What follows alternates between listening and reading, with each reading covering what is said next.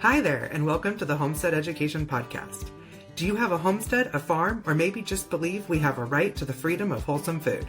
This is a show for families who believe everyone deserves an agricultural education to understand their food, land, and responsibility at a scale that fits real life.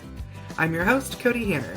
I'm a homesteader, a homeschool mom of 6, and an agricultural educator who spent years teaching families how to build real skills outside of broken systems. I was raised by an old school rancher and blessed by the grace of God to have been shaped by small town life, where food, work, and responsibility weren't dreams, they were just how you lived. This season, we're digging into how accessible small-scale agricultural education can build capable people, strengthen local food systems, and create meaningful change far beyond the homestead. Join me each week as we talk about food systems, education, and the real-world skills every generation needs, taught in ways that actually make sense. Full screen here. Hi, everyone, and welcome back to the Homestead Education Podcast. Today, I have my good friend Daniel Salatin here. We get to hang out at all the conferences, and so I decided it was time to bring him on and share all his expertise with you guys. So welcome, Daniel. Oh, thank you for having me, Kody. This is super fun. We're excited to be here. It is springtime in Virginia, and so there's baby calves, baby chicks. We got our first match of meat birds on the pasture already, and we are Nice. rocking. So we're on the western side of Virginia. So we're up against kind of West Virginia there, and just odd little facts. Elevation about 12 or well, sorry, about 1,800 feet. So it's a little higher than you might think for Virginia. Wow. Yeah, in Idaho, I'm lower than you. I'm at 1700. Right, exactly. And our mountain, I know for Idahoans it's not a mountain, but our back hill, okay, is like another 1,000 feet elevation. So our farm has 1,000 foot elevation difference from one to the other. So that's pretty cool. And so we've got a good seasonality of like watching the leaves like get green as it goes up the mountain.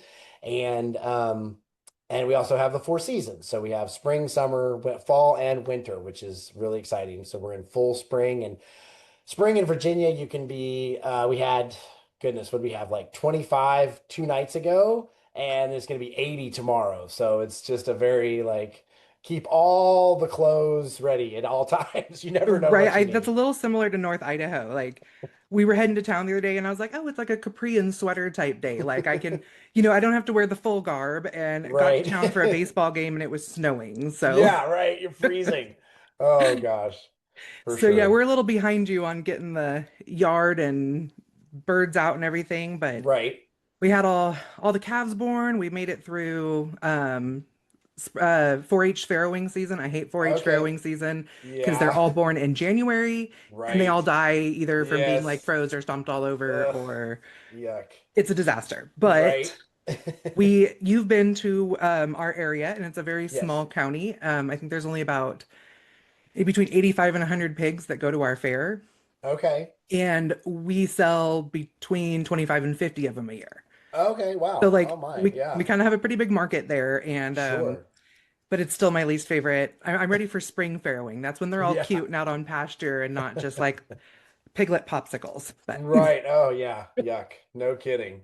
yeah, No it's no kidding. fun. I mean, we have 13 sows and only like 5 of them even farrowed for January. It was Mm, terrible because we do all the geez. live cover and everything. So, Right. Sure. Exactly. Well, yeah. but Well, it's letting nature take its course. So hopefully those are the best and the brightest and the toughest. So that's we have some really, for the most part, we have good stock hmm and a lot of them are heritage and the meat is just yeah, so good. right. Yeah. Good. Good. Um, so, tell us a little bit about just like Polyface in general. Sure. And like what, or Uh, and you know what? No, let's back up. Tell us about you. right. Well, I've been farming my entire life. Hmm. I started my father Joel. Some of you might that's the more popular name in the Salatin I connection think I is know that Joel him. Yeah. Salatin guy. Yeah, right. And so I've grown up here on the Polyface farm for my entire life. I was homeschooled. I like to consider myself a homeschool dropout. So I have one of those. yeah, and I was I would have been put in the dyslexic class. I struggle with that. I didn't learn to read early. I didn't like anything that had to do with English or writing or spelling or reading or anything at all. I'm So, pretty sure my oldest thinks I invented math to ruin his life. So, yeah. Well, see, I didn't mind math because math has rules and math right. has givens and math is always the same. And I don't like when things are sometimes and maybes and well, not this time. Makes me nuts. You know So what, though? He's been an electrician apprentice for 5 years. So, Exactly. And so yeah. that's where I say, so this may be, I might be giving away the home run statement at the very beginning of the podcast, but for me, I've always told myself, as I've kind of gotten older, I started having, look back, having regrets like, oh, maybe I should have done more and, whatever. Um, and, and then I really started thinking about as we started teaching, our own kids and kind of doing some homes, try to figure out what worked for us. And that's a different story. But basically what I specifically told them, I said, look, when you know what your life calling passion is, and you can earn a living to provide for yourself and for your family, whatever that looks like, and be a positive contribution or contributor to your community, and that's everything from time, giving your trades, giving your assets, and giving your financials to your greater community. And that's, everything from if Little League's your thing, then, you can go and mow the grass or you can donate $1,000, like whichever one works. But you have to be able to contribute in a positive way. You can't be a sucker, a taker. Anyway, those three Right. things. You know what you I'm want to always do for your like, life. we're Yeah, so go ahead. broke. I can offer up a pig. Like, you want a Yeah. pig? I'll give Well, you a pig. that's the thing. I mean, I'm very much adamant on the verse silver and gold have I none, but such as I have give thy thee, right? And Hmm. that's very, I mean, that was a very more spiritual situation, but it's also a very real example of, hey, there are different gifts and talents that each one of us have to be given to the big great community. Anyway, so those three things. Know your life's passion, be able to provide for yourself and your family, and be a positive contributor to your community. And you can quit school. Until then, you stay in and you keep working until you figure it out. And I know that that's, to those of you who are maybe watching this and going making sure you've, covered your child's ears that are struggling with school. I I, I say that number one, those principles have not held me back in any way, shape, or form. In today's society, like I don't know how you get anybody to stay in school. Like you can just ask Google anything. Like, Right.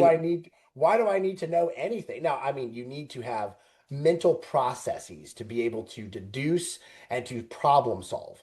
That's what I That always is say. Like, if the internet can literally do everything for you, why don't you just learn how to be a good person and use some problem solving skills? And Exactly. And that can be done. And that's the great thing about farming and agriculture and homesteading and agrarian society is Mhm. because it is a complete minefield, if you will, of different problems, and not in a bad way, but just there's always something new because the weather's different, the sow is different, the weather is different at that right time. All these things are different, and so you're always problem solving, and you have to work on that. And then that means if you have to solve a math problem, you can figure that out, or go to the right person to help you, or be able to put in the right question, into the algorithm to get the answer you need. And Right. so I think that that's for me that desire to problem solve and that desire to um, be a positive contributor to my family and to my community was what put me on a path to success. Not the fact that I knew that,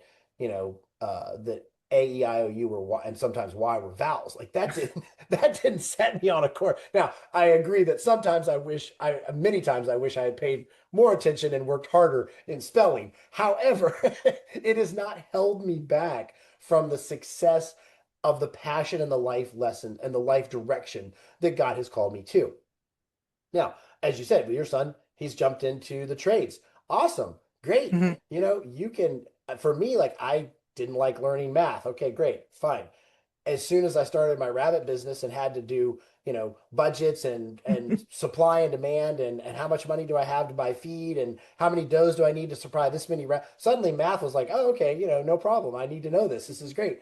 And that motivation, right? And so learning doesn't have to be by a certain age. I mean, I'm way off in the weeds now, but like Oh, for no, I me, completely like agree for with you. me, learning, I mean, we were just, you'll love this story. I was just uh, out on a new property, a neighboring property. We were walking a Nice. neighboring property, and it had an old fence row in it, a woven wire field fence row with a lot of posts, of course, in it. And I was talking with the staff about it, and I was like, I hate that fence. And they're like, "Why?" I was like, on that fence, I don't know how much some of your viewers are familiar. There might be a story in that Joel Salatin guy about digging fence post holes together. And that was the fence that we did together. And I remember doing it. And I hate it because we had old like McGuffey readers, right? Oh my gosh, what the heck?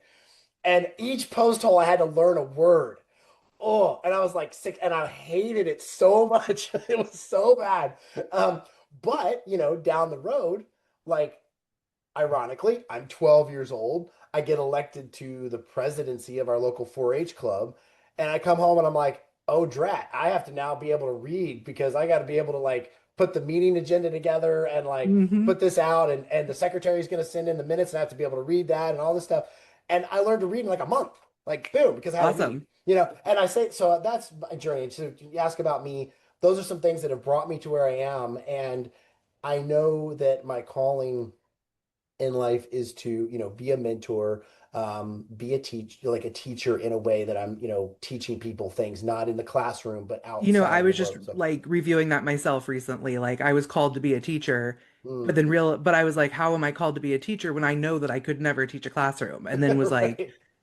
oh, because I'm just called to teach people what I can provide. Right.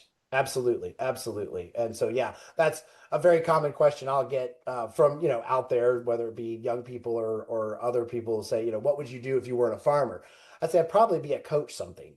I don't know. I mean, I don't know anything about really, football, baseball, soccer, all that stuff, but I would enjoy that. I enjoy the mentorship. I enjoy the aha moments. I enjoy that excitement of, I call it passion transfer, right? That I'm something I'm Mhm. passionate about transferring to someone else. And that can be of any age, And so that's Yeah. one of the reasons that I enjoy, interacting with the homestead world, because we're always learning something and we're teaching people new things, and you're always like mastering a new thing, whether it be learning to can something new this year or preserve something new or making butter or buying another And animal or everyone's whatever. excited. Yeah. Oh, everybody loves it. Everybody has an incredible passion to learn and an incredible desire to problem solve and be involved in their own future.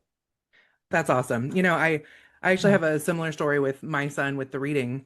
My little guy, he's 8 right now. Hmm. One of my little guys. And he didn't want to like learn how to read. I mean, he liked school, he liked doing math, but he Sure. just wasn't into the reading thing. In fact, like he was like 2.5, his older siblings are homeschooling, and he's like, Mom, I think you need to start teaching me now. I'm like, oh, okay. I'll get right on that, sir. And As you wish. right. And so, like I started and I would go through the the reading lessons with him, and he was almost like, for lack of better words, like too smart for them. Because it's Okay. all like I'd bring up the rhyming ones and it'd be like tree and I don't know, can't even think. You just got Tree and bee, like tree and right. bee. Yeah. Yeah. And he'd Yeah. be like, is that an apple tree and a hornet? Right. I'm Yeah. like, Yeah. Yeah. I'm Yeah. like, For no, sure. tree. Right. Yeah. Yeah. It was yeah. Like you look at that and you're like, let's see, maple and wasp. You're like, Yeah. what? Exactly. And Exactly. he's like, I rhymed. And Uh, so he's the one that at the conferences that is always going around like trying to haggle stuff from people. oh, right, And yeah. like giving like the free business advice, like he told someone at Right. Homesteaders of America, if you had pictures of your tools in your brochure, guys like my dad would know how to use them, and then he would probably want to buy them. I'm like, oh my gosh, this kid. That's hilarious. But he was outside playing one day, and he came in just spitting mad. Like, I mean, he was mad. And, like, this kid's so mellow. Uh-huh. And I was like, what's up, dude? And he's like, you told me that I'd learn how to read in kindergarten, and I can't read my bug identification guide. I'm like, well, dude, let's do it then. Well, okay then. Yeah, right. Now he's more committed, but my Sure. husband, he is still that like, homeschool on the fence guy. Like he'll have these like really great moments where he's like, yes, this is why we're doing this. And then other moments Mm, where he's like, are they learning enough?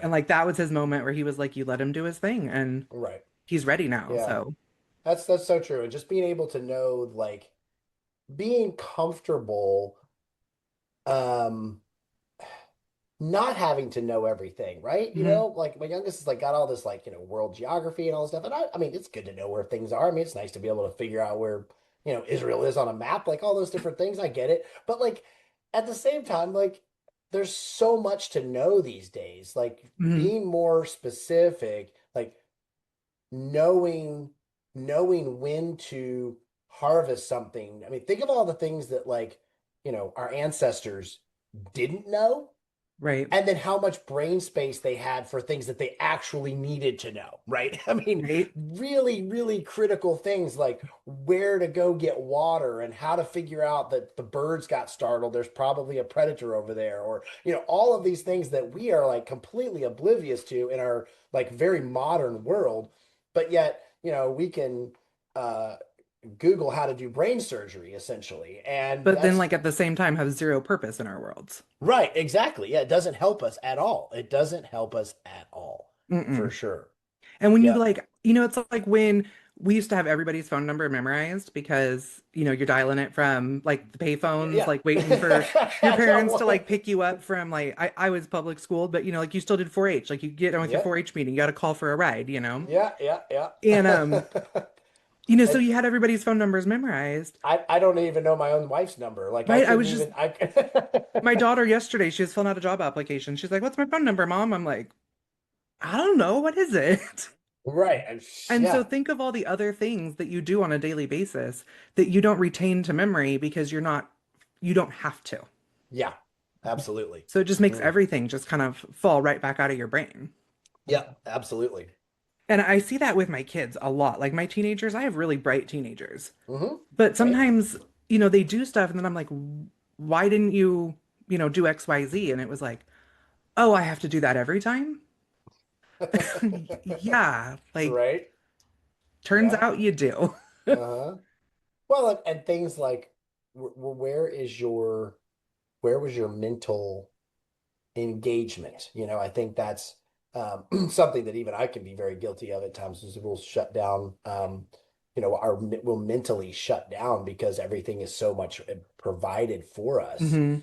um, that we don't really think about it. And then suddenly, oh, wait, I need to engage in this process and put, 4 or 5 thoughts together in a row. Right.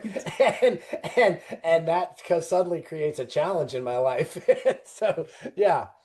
Well, I kind of realized I'm Google for my whole family. Sure. Like, we Right. recently just started a new leg of our business, and like I set everybody up, like, here's your new passwords, here's your how you do your part of the job, and they will like never open like their file or whatever because they're like, Mom, what's my password? My Right. husband the other day has Intro to Homestead Science always had color on the inside. Right. We started this business 5 years ago. If you don't know what the book looks Yes. like by now, Yes. like, awesome, Right. babe.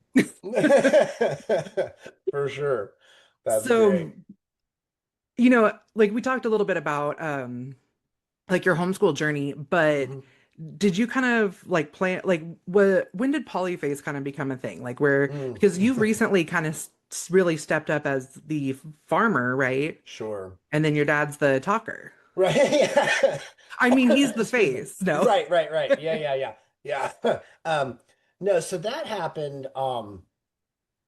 He was very like because he's an innovator and Hmm. a visionary, he and this is a compliment because you have to learn where your strengths are, right?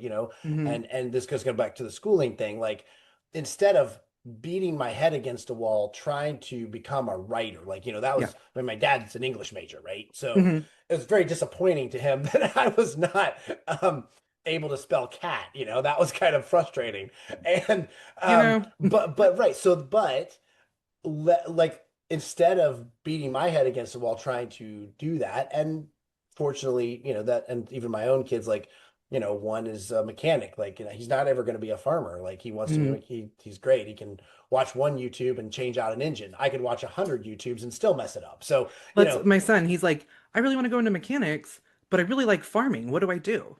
well, the fun part Uh, is you kind of do both. It's great. like You I can literally just gave him half a credit of ag mechanics because he gets into my he's 17, but Hmm. he or not ag mechanics, ag history, because he Right. reads all of my ag history books, including the mechanics books. Right. And Sure. then like him and my husband, they do the mechanics for the neighbors and trade for hay. Sure. And so they had this like 1950s tractor that they're like, we don't even know what this is. It was like grandpa's. And they're like, if Right. you guys can get it going. And my husband, Yeah. again, I don't even know what it is. My son like spouts off, oh, it's one of these. It runs like this. And he's like, Right. I saw it in my book because he has it Yeah. all in his head. And Absolutely. Isn't that cool?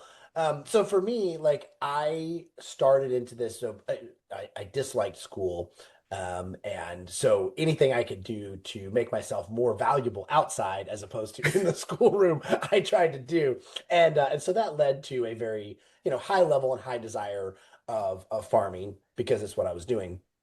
Um, and then, and about the, mid-teen years, I did some mid to late teen years. I did some construction projects and things like that with some people at church. Like they hired on basically a mhm, paid forklift to lift things, right. a human forklift to move things around. And while I did that, it was very enjoyable. I learned a lot. Actually, got a lot of life skills. Working for somebody else. Taking orders for somebody other than my parents. A lot of all those positive That's things. that's a really good life skill. Yeah, absolutely. Yeah. And then it makes you appreciate your parents better. A lot of good things happen there. Um, yeah, my oldest son, when I get along a lot better now after he started working for somebody else, I'm like, hey, look at that. How old is he? 22. Oh, yeah. So yeah, he's like, he comes back and starts saying things. I'm like, yeah, I remember. And I'm thinking to myself, I remember saying that like 5 years ago, but just hold it inside and smile and say, Yeah, we have a I'm gl 21 and 22-year-old right now, that's so that's a great decision, son. I'm very yeah. proud of you for that. Anyway, oh, excuse me. Oh, excuse me. Anyway, in about that midget, what I learned in that was I enjoyed working with my hands. I enjoyed being outside and I enjoyed the trades, but I really enjoyed having the legacy of being able to look back and say, hey, this is not from a prideful, I did this, but from a legacy of, hey, that happened and I was there or I was part of that. Um, and watch something grow, mature, get bigger, better, healthier, whatever you want to call it. Over long term, so like the juxtapose that to going building a house and then walking away from it and not living in it.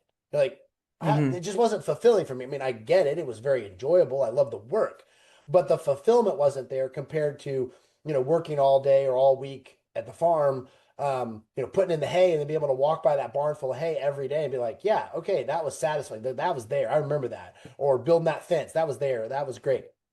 um even I the was post actually hole. just I was speaking at an event last weekend on if we're raising the last generation that knows how. And one of Uh-huh. my points with that is what purpose do men have when Mm. their paychecks are going towards the skins for their kids' Minecraft game and paying for an app that lets you know if you're paying for too many apps? Yeah. Like there's nothing Yeah. tangible that Right. gives them that purpose and like you said legacy. Yes, absolutely, absolutely. And so anyway, that's what led me to this. And so in that period of time, that's kind of when I really made it myself. Like just choosing your own. As if you're grew up going to church, and you finally decide it for yourself and make it yours, and believe this is not just what my pastor told me or my parents told Hmm. me. This is what I believe. And that's kind of where I made it mine. I'm like, this is what I really want to do for my life. And then you still, early 20s, you kind of have those little doubts of like, maybe I should have gone to college, maybe I did, yeah, I don't know. And then right about that time, I had the opportunity to go and speak at Virginia Tech's Block and Bridle Club, and that kind of the alternative 4-H slash FFA for college students in that world. I don't know what they have out there, but I've never actually even heard of it's that. it's called Block. I don't know if they still have it or not. I mean, I'm starting to sound old, but anyway, I, I think we're pretty similar in it's age, that's but it's the block and bridle, and it's the FFA 4-H equivalent in yeah. college. Anyway, okay, so I go there. A lot of my 4-H friends are there, and they're about ready to graduate, and they're kind of having these conversations of, holy cow, we're getting ready to graduate now. The real world, and I got to start paying rent, and like, oh my gosh, I don't know what I'm going to do. And I remember just driving home from that, thinking, man, I've been doing what I really want to do for like 8 years already, and Yeah. I'm good. And from that, I've never questioned it ever since. And that was kind of my moment. Like, this is it. And And so for me, that's when I really made it mine, and it's been a great ride ever since. So right now, my role, if you want to like nail into that, my role is like day-to-day operations manager. I wear the HR hat a good bit, unfortunately, fortunately, whichever, um, and handle a lot of the like um, just what is going where and why and when, you know? So are these cows Mhm. going to pasture A next week? Are we moving to this farm tomorrow? Or where are the pigs going to go? How, and a lot of like starting to leverage those relationships of like, we buy our piglets, you know, so I'm not leveraging, but I'm maintaining the relationships with our rental property owners, with our farrowing guys, families, with um, the people who haul our cattle back and forth, all those different things that where we buy some of our stocker calves in, where we get our bulls, all of those relationships, I'm leveraging those and trying to put those in place and putting the people in place here at the farm to be successful in those things. And then again, sounding old, but trying to pass on some of that sage wisdom there of hey, we've done this before. Here's some successes that work, or I wouldn't do it that way. Here's why it failed last time. Those kind of things, and pass that on to our our steward training program, and continue to build that up. So a lot of training, a lot of teaching, and a lot of passing on of wisdom, having been here my whole life and trying to be a good steward of the information that I was given by my parents and by my grandparents and so on further back. That's actually a really good point to bring up. You guys have a pretty great program for young adults there, right? Well, yeah, I mean, it's been highly regarded. I don't know how great it is, but You know it's what? def You make young people work all summer and they come out of it with knowledge. I think that's pretty it, great. it is a great opportunity to, we call it full farm immersion, and we are not a 501(c)(3) philanthropic situation. We're a for-profit farm, so it's got to work. Like Yeah. there are lots of things that we do that we don't get paid for, but there are a lot of things but none of them we do that we are not important. Everything that Hmm. we do, every job is sacred. It has some value somehow. Everything from, hey, let's pick up all that stuff that's laying in the yard because it looks bad and it kills the grass, and people come to Polyface to see good grass, right? Yeah. And so, let's get that picked up. Um, and Although there's no sign to tell you where to park. Yeah, right. We um, pull in, we're like, yeah, so where where do do we you go? go? That's We were right. told we could just show up and do That's whatever we right. want. And You're good. I think we got a parking sign now. I think we okay. got that covered. That was a Um, couple years ago. that was So a few years ago. Yeah. And so for us, we call it a steward program. It's a 5-month program. Um, we run through a fairly rigorous vetting process. The applications open for that the August before. So this coming up August 1 through 10, 1st through the 10th would be the only time that's available to send in an application to say, hey, I want to do this. Um, and wow. then from there, we take and I mean, we could get applications all year, but we try to group our work, right? And Right. and so Well, we and get if you got about applications all year, you would just be inundated. You want the ones right. that Well, are really serious. right. And so this allows us to we get between 70 and 100 typically Mm. applicants. We do a written application. It also comes with a little video question that they have to do and send in. We find that extremely helpful. Just trying to get all the mediums and all of the different ways people can exchange information. Because some people are terrible. I mean, like myself, I'm like, if I had to do an essay, Dad's like, let's have them write a 5-page essay. I'm like, I'd never apply. Like, Right. I'm not applying. But and so with the But video, you want kids that are coming to learn how this full farm immersion, which also includes the academics part of it. Like yes, it's it just part does. of it. And right. And for me, like the video question allows you to shine in your verbal communication, right? And Hmm. so if your application's a little not so strong, but you're an awesome verbal communicator, okay, cool. I just need to see passion and energy in your eyes that says, I want to do this. I want to farm. I want to be part of the land. I want to do this. And so anyway, we run them through that. They come for a 2-day tryout. We winnow that down from 70 to 100. We winnow that down to maybe 40, 45. We have those people come out for a 2 day alongside each other, tryout. And, we get tons of interaction. They interact with all the team. They interact with a bunch of each other. And then out of that group, we'll take anywhere from 8 to 11 typically. And so it's about a 1 in 4 opportunity That's or actually pretty good odds. right. It's not once you get down to that point, it's not Hmm. bad. It's 1 in 4, but we're sitting around. They have meals with us. We have a brunch and a dinner, so we eat together, and they actually stay on the farm in the lodging that they're going to be in, so they can have a chance to see like, am I comfortable staying here? And it's not the Ritz, but it's not a tent either. It's kind of a in between. That's something. It's not Yellowstone either. It's not Yeah. right. It's kind of in between, and it's a good bunkhouse style, and so they get to experience the Yeah, whole we used to have thing. ranch hands who would sleep in an empty stall in the barn. So, All yeah. right, right. Now we're a little bit more upscale than that, I guess. But at the end of the day, then we select our group, and it's a wonderful group, and they're here for this 5 months, May through September, focusing on the poultry because that's something we do many, many times over, and they can actually leave with mastery and Hmm. success of like, hey, I've done this literally 10,000 times. And okay, so you've gone from people who've never put their hand inside of a chicken if they want. Some have had experience, but some Hmm. have not. And so they can come here having never gutted a chicken, for example, and be able to hit benchmark of like 30 seconds a bird at the end because of the repetition. Are they experienced? Do they see um, a cursory interaction with the hogs and the cows and all? Yes, but you're only here for 5 months. The calves are already here by the time you get here. You don't see Hmm. the full cycle of things. So we don't promise a full cycle of experience with that program. And but it's great to get us started, and then they can move on. We've had everybody from chefs to dietitians to then people who are, of course, stay-at-home moms getting taking care of their families and homesteads, to people who are full-time farming. So, we and some people who totally move away from it and go into other lines of work. But, I've we always say that just because you went into the military doesn't mean you're going to be a four-star general, right? So Right.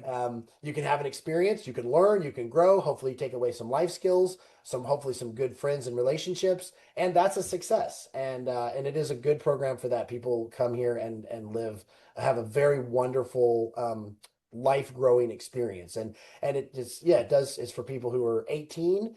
There's not really an upper limit. If you can do the work, you can do it. But most of the folks are in, mid 30s or under. Darn, I'm too old. I, No, I have plenty of my own work here. yeah, you're not bored. No, That's definitely not for absolutely you. not. We're now running three businesses here, plus Right? homeschooling and co-op, and Yeah, right. Oh gosh. yeah. I do That's love cool. teaching at co-op though. I don't think I would give that one up. Right. That's awesome. It's That's fun to awesome. get to I tell the parents, I'm not going to charge for any of my classes because up front your kids are my guinea pigs. Right. Yeah, Like if they think sure. the class is lame, I'm not going to write the book. Right. Sure. Well, what a great opportunity to dry run all of that. That's so Right? cool. And they love For it because sure. then their kids are getting really unique experiences. Hmm. Like we did a survival course one time and started quail in the incubator the first day of class and Okay. like watched them grow. We only meet once a week. Watched them Okay. grow, and the last day of class they were 16 weeks old. Okay. And so I brought them all in, and the kids like hand dispatched and field dressed them and cooked them over their little like fires with the fire Yeah. starters. And Nice. There we yeah, go. that was really fun. Like the whole like group shut down, and we had preschoolers out there like butchering quail. And Wow. Very cool.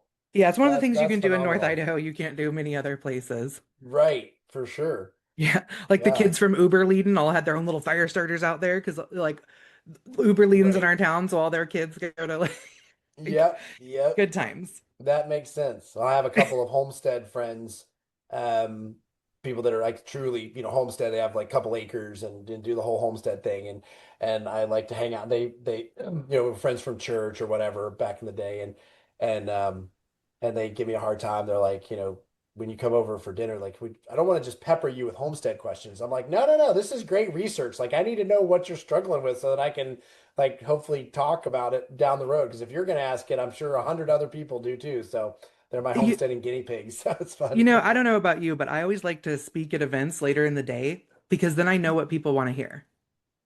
Absolutely. Yeah, I for mean, when you're sure. butchering chickens, I think they're pretty much there to see chickens. Yeah, that one's pretty straightforward. But you know, when I do like homestead and homeschool conferences, and a lot of my talks like cover both, like I Mm-hmm. like to get the vibe of the people before I get up Sure. there and start talking to know even what they want to hear about. So Mm-hmm. the Yep, for talking's the best sure. part. For sure. And then I come back to the farm and hide for a week or two so I don't have to talk to anybody. Gotcha. I'm one That's of too those awesome. people, like it gets my brain going, but then I need to like whoosh, like bring it all Right. back down. Gotcha. Gotcha. That Um, makes sense. you know, you're talking about your guys' program that you do, and that kind Hmm. of it makes me think about like agriculture education kind of in general. You know, Mm. like you weren't someone probably who went through FFA and stuff like that.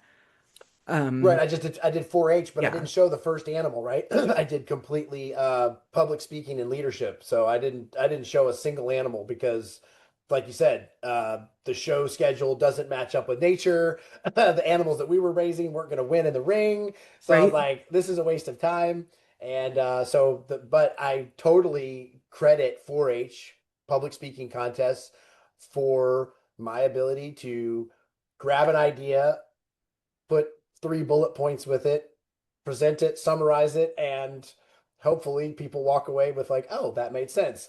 So yeah, Right. it was a You whole know, bunch. But go I'm always a ahead. Sorry, I 4-H cut you off. leader, and you know, I always tell them they're always nervous about giving their presentations and stuff. And I'm like, Mhm. come on, guys, if I'm a public speaker with Tourette's, you can get Yeah. up here and talk to your friends for 5 minutes about what you Yep. feed your pig, you That's know? right. Yeah, absolutely. Yeah, greatest life skill in the world.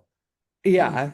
Um, But sorry, I derailed your no, thought it's there. Go ahead. totally what I was kind of is you talked about like when they come to the program and they leave, like just Mm, because you're in the military doesn't mean you're going to mm, become, you know, a general.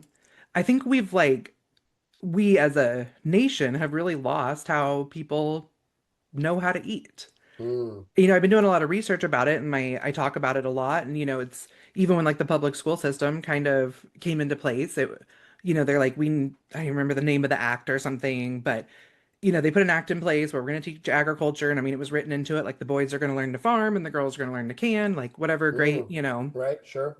And then in this, like, it was 63 or 73, they're like, oh, you know what? You'll learn those skills at home. Now Right, you're just going to learn agriculture as a vocation. right.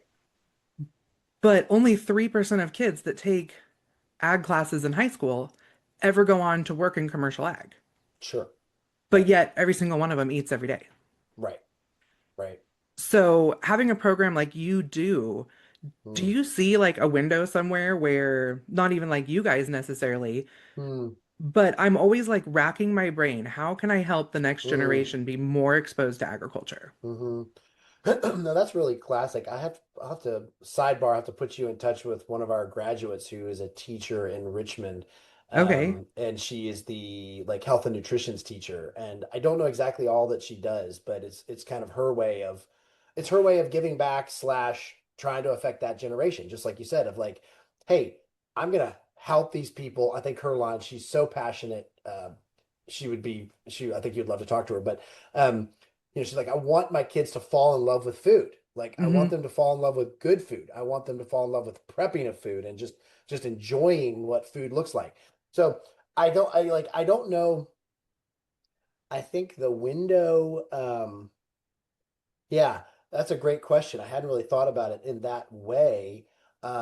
I think several windows that I can experience, I think is certainly the the actual eating experience. Like when you have like we have a on farm we call her a chef. She doesn't like to be called chef, but we call her that because she's that good.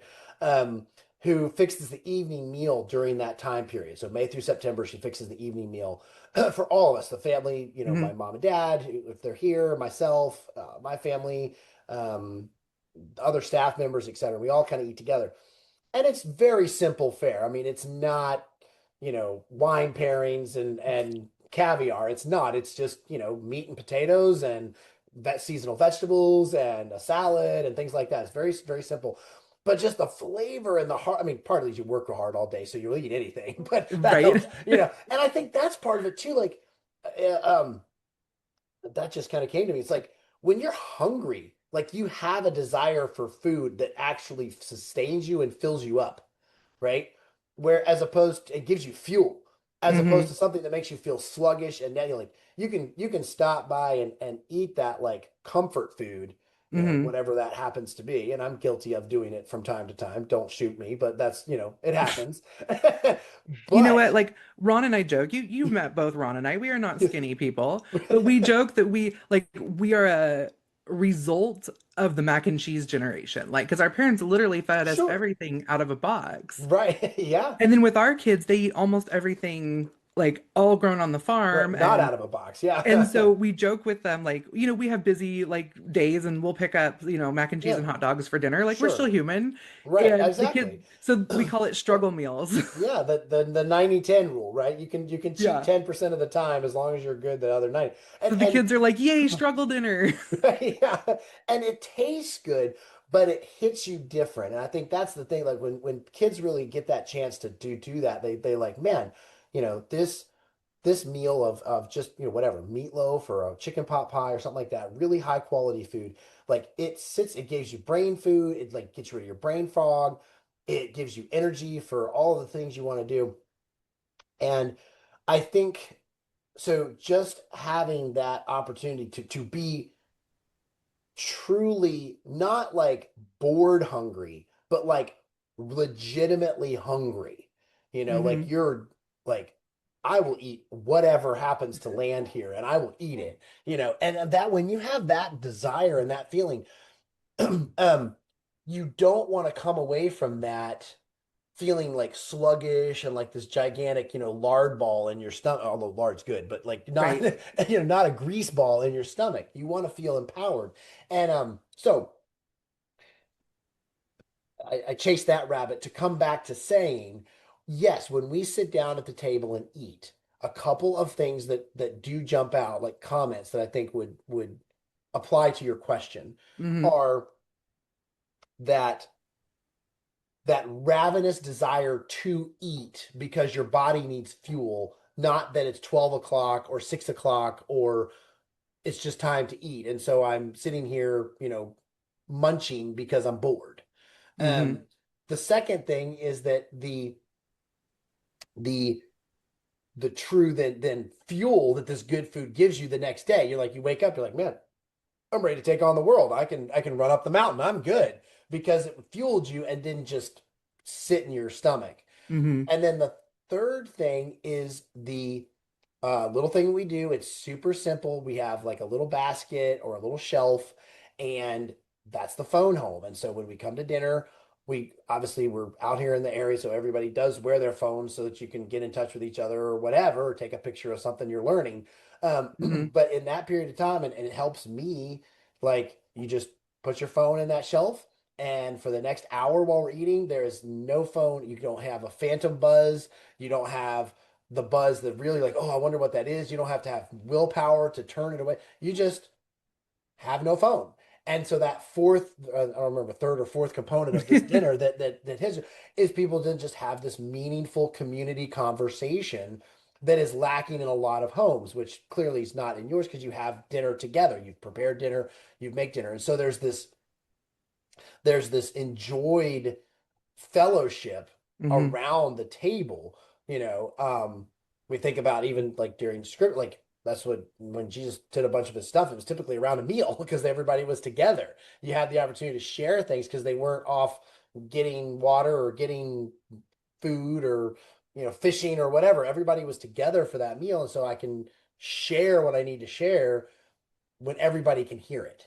And we do that here too. And that's what a great opportunity. So I think um, we have a very diverse age group. So I don't know if I can actually answer where do we hit this, but I think those are several things that we found that do solidify that desire of I want to choose better meals for myself.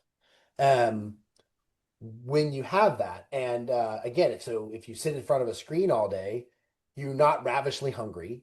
You don't notice that you're not ready to take on the world the next day. And you don't need that conversation because you've had it with maybe a bunch of other people, either in, something like this. um, this is fine, but I'm saying, like if this is the only social interaction you have, it lacks a ton of meaning as you Hmm. sit down and you're like, let's break bread together. Let's Right. actually share this piece of You know, food. yeah, I think it's amazing that we can share information the way we do now, like Of these. course, But absolutely. these aren't Yeah, the only way that you should like communicate with people. There's so much more to that. exactly. Um, It doesn't create communion, right? It mhm. doesn't create that communal bonding that happens, historically, around a fire, Well, we're around, sociologically wired that way. of course, absolutely. Yes. Yeah, we talk about that a lot. It's we were designed to like learn together on the farm and eat together and learn Hmm. from each other, and everybody's like Yeah, just so disconnected right now sure. that there's like, I when we first brought all of our kids out of public school, I was like, oh my gosh, they're gonna fight all the time and they're gonna hate each other and I'm gonna lose my mind. And Yeah. it was maybe 6 months, and I saw the switch. They liked Mm, each other. right. And we Wow. liked Yeah. being together. And Mm, it's like really that whole just like everything we do is together, so we appreciate everything hmm. together. And it's been a Right. whole different, and Wow. it kind of a sidebar on the sitting in front of a screen. I mean, we had somebody ask us recently, how do you get your kids off video games and outside doing the work with you? I said, really easy. You turn off the video games and tell them to come outside and work with you. Like, Right, sure. And and the eventually if first they time it's don't, a battle. Yeah, the first time it's a battle. The second time it's not so fun, and then it gets easier. Yeah, and absolutely. eventually if you tell them if you don't help, you don't get dinner, they're going to start eating, Right. Yeah, or they're going to for start sure. working. Yeah. It And worked that's like one of the twice with that's one of my older boys. sure. And that was one of the biggest feedbacks that we have from our graduates is they'll come back and they say, "Yeah," I say, "What are you doing now? What are you up to?" And I keep in touch with them the best I can, but with almost 200 graduates now, Oh I yeah. I don't. But they'll come back. We had two here just today, and I was like, "What are you up to now? What are you doing?" And she literally said this, and this is exactly what I was going to say, but she said it perfectly to me today. She goes, I'm working at this really great place. I love it. It's great. They're good people, but man, the community is just not what it was like when it was here, Hmm. And that means, I mean, it's not me, that's all of us doing our part to make it a valued community. That's not just me being special or them being special. That's the It's whole the thing. culture that you've Yeah. set there. And that's a really special thing. And that happens with, multi-generation. You think of, the old, grandfather and grandmother passing on that information they have, and whether it be just showing them how to start a fire, or where to find the fish in the spring. All of those things were valuable information that gets passed on, that you didn't have to be able to be the strongest, fastest person to do. And that creates value and importance to our aging population. So now you have the young being valuable, herding the ducks around all day with a stick, right?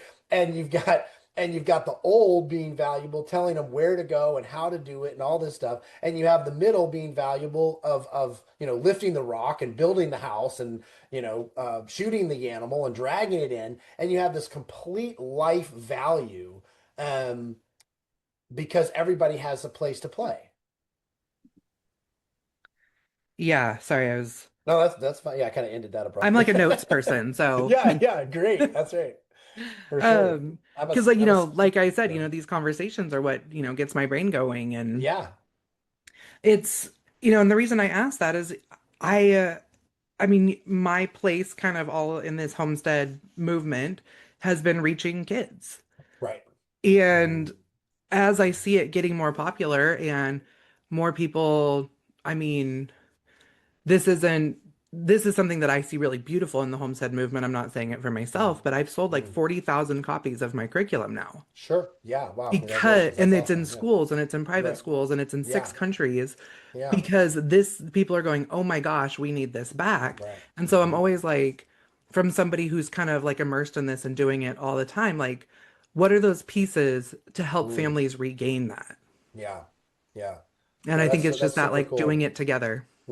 Yeah, and just being able to be around that food and making food fun and enjoyable, and not just opening a bag or opening the box, but like really, like, hey, let's get our hands in this, let's get dirty like this, let's burn the burger and go, whoops, that was too much. Yeah, That's right. okay, right? Like, oh, that steak is too tough now. Whoops, all right, let's do another one tomorrow.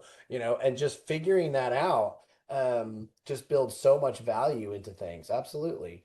And I think hitting that age too, just all of those things. I grew up familiar with the story Billy Goat's Gruff, right? The Hmm. three Billy Goats crossover, right? So just creating that opportunity to build the regenerative and the agriculture mindset back into things. Hmm. When I grew up hearing that being read to me because I couldn't read, right? So I as that was read to me by that Joel guy, it was read, the three Billy Goats lived in a continuously grazed, overgrazed industrial agriculture pasture, and they looked over at the rotationally grazed, organic, regenerative pasture across the creek, and they wanted to go, right? Oh And my just those God. little things, we think about that, like how many of those things are positive and negative in our life from that age. Like that's, when I played farm with the little farm animals in the little barn that had the silo and all that stuff, I never used the silo. And I had all my cows. I had the chicken, the little cows, you go to Tractor Supply and get all the little Hmm. figurines. My I had the kids have the tractor. whole. Yeah. All of those would be in one little teeny paddock all together, and I'd have little fences set up, and they were all in the little thing because that's what I knew, that's what I saw. Yeah. And if you don't see it and you don't know it, then you can't apply it. And Yeah, so I that's always what I say like think. homeschool genetics is that my son gets really frustrated if, like he has a black bull and there's a red calf in that pen. Right. I'm like, Yeah, yeah, I'm like, trust me, exactly. no other child cares. Right, exactly. And but those are the things that you see because it makes sense and you see it on a regular basis. And so I think at any age that we can affect this and have them connected with a agrarian culture, whether it be through curriculum or through children's books, or through experiencing food, and not just fixing something out of a box. That is all things where people can where certainly the next generation is going to carry this further than what we are now. I think that's great. Usually I ask people at the end of my episodes, what does keep growing mean to you? But man, I think you kind of just answered that, unless you want to Well, answer that one no, too. to me that's where it's at, right? It's like where's the next connection? Um, how can we, the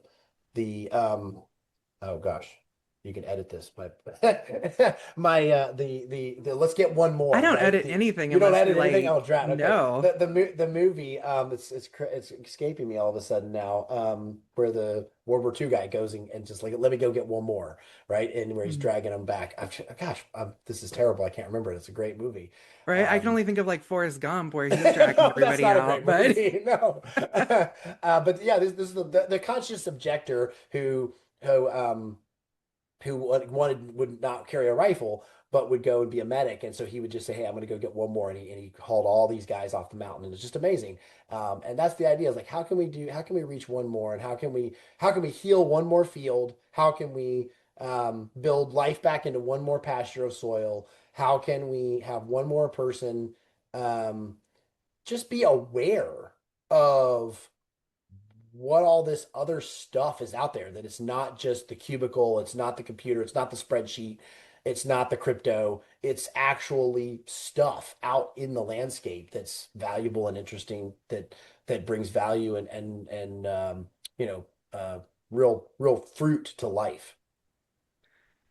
I love that making connections between everything in life. Mm. I try to add as much as that as I can in, but I don't think I ever put it into like the little picture that I just doodled while you were saying that. Like I Good. never. Uh-huh. Sure, sure. So thank you. You're welcome. My pleasure. This has been great. Yeah, I really appreciate having you on. I know that you're not really like a social media guy, but where can Right. people like, find your Sure. farm and stuff? For us, we're polyfacefarm.com is our website. We are on Facebook, Instagram. Joel Salatin's on X. Um, we don't have a YouTube channel, but we have all those other things. So yes, Polyface Farm on Facebook, Instagram, um, and all those things will get you connected with us. If you ever want to reach out to me personally, there's an email on our website, contact us, and it'll come through the screeners, and we can definitely connect. And would love to. And of course, ultimately, come to the farm, right? We're in Swope, Virginia, and we would love to have you come and walk around. We have a sign where you know where to go park, and and we have lots of tours. We have an on-farm store, and at the same time, you can just enjoy the animals and go out and put your hands on the pigs and look at the chickens and all those things and have that connection. And if that's the only thing you can do, and bring it, we have school tours. We have a lady who does wonderful 2-hour tours for people who want to do either whether it be several homeschool families want to come together and do it, and do a tour, or you actually have a class and you want to bring your science class out and have her specifically talk about how all this stuff is connected and why cows eating grass is the best thing for our planet and all those things. We can talk about that, and you can see it in real time and why it matters. So we love people and we love to have them come. So please come and visit. We love that. Well, awesome. Thank you so much, Daniel. And everybody go check out what they're doing, because, they're great and have so much knowledge to share in this world that we're living in. Thank you so much for having me. It's been a real pleasure, and Godspeed to you and your message as well. Thank you. If this episode helped you think differently about food, education, or responsibility, make sure you're following the show. Listen all the way to the end each week, and don't forget to leave a review. Agricultural education matters, and it belongs in homes and communities, not just institutions. I'm Kody Hanner, and this is the Homestead Education. Keep growing.